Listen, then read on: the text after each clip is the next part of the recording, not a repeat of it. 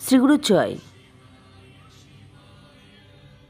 ধন ও ভৈরবের দেবতা শুক্র একটি নির্দিষ্ট অন্তরালে রাশি পরিবর্তন করে থাকে। এর ফলে কোনো না কোনো রাজযোগের নির্মাণ করে থাকে। বৈদিক শাস্ত্র মতে পঞ্চমহাপুরুষ রাজযোগ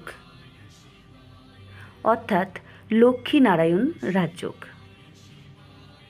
বুদ্ধাতীর্থ রাজযোগ, ষষ্ঠ মহাপুরুষ রাজযোগ, মালব্য রাজযোগ সহ মোট 5টি রাজযোগ। অত্যন্ত গুরুত্বপূর্ণ রাজযোগ হল মালব্য রাজযোগ,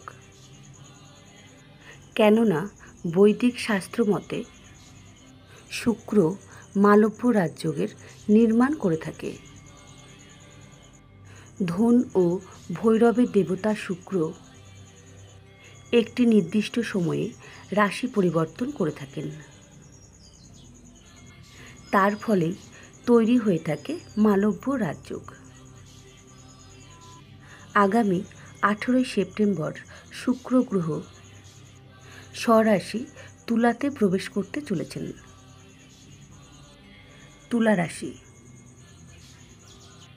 এই রাশিতে স্বামী শুক্র, ফলত এই রাশিতে তৈরি হবে শক্তিশালী মালব্য রাজযোগ। এই রাজযোগের ফলে তুলা রাশির জাতক জাতিকাদের জীবনে বিশাল উন্নতি হতে চলেছে। জীবনে টাকা পয়সার ফোয়ারা হতে চলেছে। প্রচুর পরিমাণে জীবনে টাকা পয়সা আসতে চলেছে। আয়ের নতুন উৎস তৈরি হতে চলেছে। প্রচুর টাকা পয়সা হাতে আসতে চলেছে। এবার গাড়ি ও বাড়ি কেনার যোগ আসবে। সহজেই সঞ্চয় করতে পারবেন। মকর রাশি, মকর রাশির জাতক ও জাতিকারা এবার লাভের মুখ দেখতে পাবেন। চাকরি ও ব্যবসাতে উন্নতি দেখা যাবে।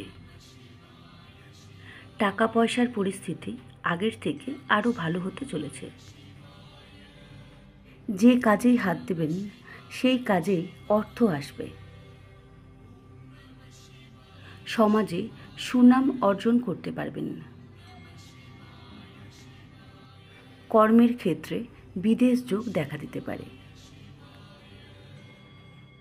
আপনার সন্তান আপনার ওপর ভরসা রাখবে। নতুন করে জীবন শুরু করতে পারেন এই রাশির জাতক জাতিকারা। কুম্ভ রাশি, মালব্য রাজযোগের ফলে কুম্ভ রাশির জাতক জাতিকাদের জন্য দুর্দান্ত সময় আসতে চলেছে। মালব্য রাজযোগের ফলে জাতক জাতিকারা লাভের মুখ দেখতে পাবেন। আয়ের নতুন নতুন উৎস তৈরি হবে। নতুন চাকরির যোগাযোগ আসতে চলেছে, কেননা রাশির 7ম ঘরে শুক্র বিরাজমান। বিদেশে গিয়ে লেখাপড়া করতে পারবেন এই রাশির জাতক জাতিকারা। অর্থের সমস্যা এবার দূর হবে। হাতে প্রচুর পরিমাণে অর্থ আসবে। গৃহে অর্থে ভরে যাবে।